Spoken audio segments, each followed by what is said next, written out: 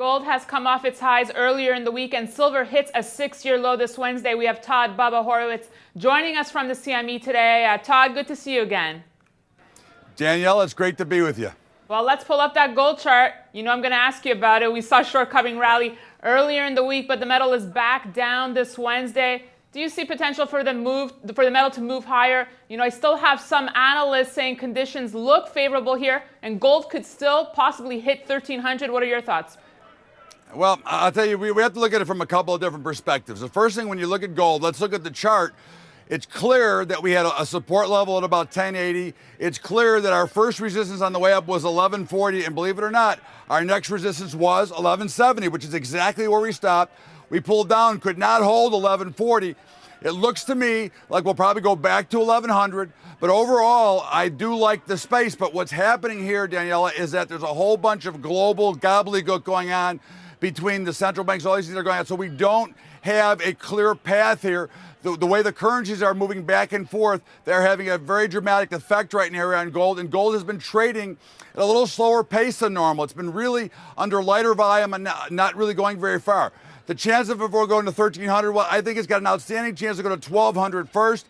I think eventually gold will make its way back up, and I believe if you want to get into gold here, I think the best play is to buy some of the hard asset and put it in your house or put it in your safe, because I think I want to own gold here.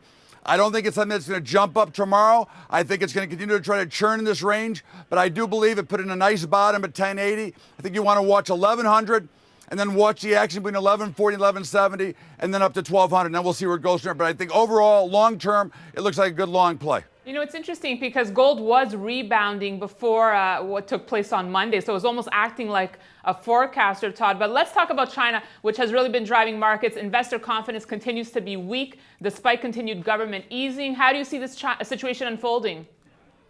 Well, China's got a world of problems, and it should be obvious to everybody that because their banks have to keep intervening, that they have bigger problems that they're even letting on. I mean, you go back to what they have is what we call the hidden cities. I mean, they've never devalued those. They had them on their books at full value. They manipulated copper for years to around that $3 level. Now copper is significantly lower. Their asset base is in real trouble there, and China itself is in real trouble, and they are scrambling to try to find the answer.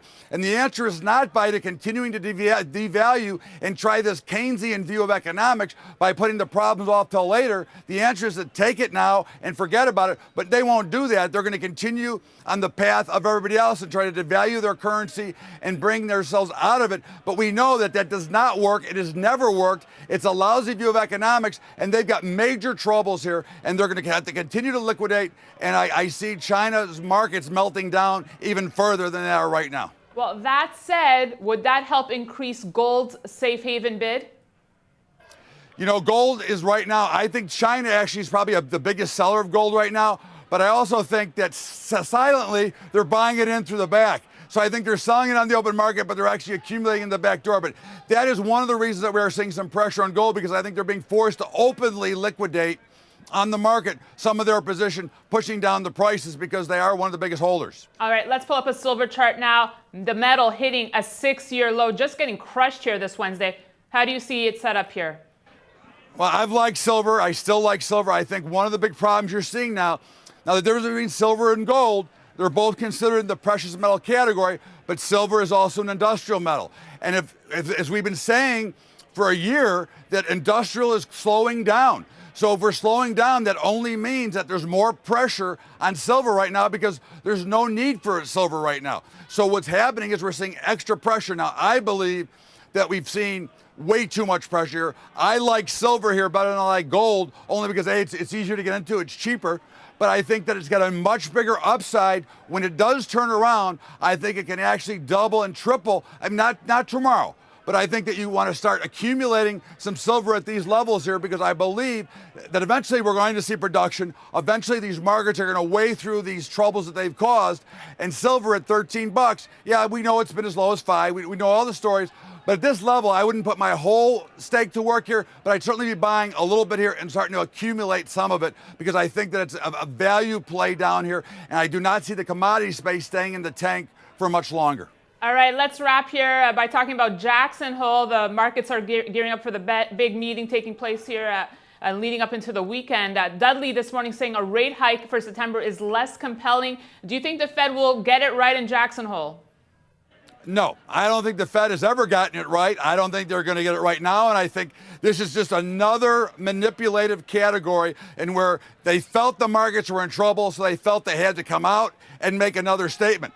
Doesn't that tell you that the Fed has no clue of where they sit right now and that they are totally debauching the entire economy because they don't know? Janet Yellen doesn't have the guts to step up and say, you know what, let the stock markets fall. We need to raise rates because we need to provide liquidity for the average guy. Now, I've said all along, rates are not going up until next year for sure. And the way they're going now, don't be surprised if they come out with some kind of QE4 program now, because really what they've done is they've totally butchered the entire economy, and we're seeing it play out throughout the globe because everybody's racing their currencies at the bottom, and we're seeing obviously a global meltdown throughout everybody. All right, Bubba, thanks for speaking your mind. We appreciate it. My pleasure. Always great to be here, Daniela. All right, and thank you for watching this edition of Kitco's Gold Report. We'll see you tomorrow.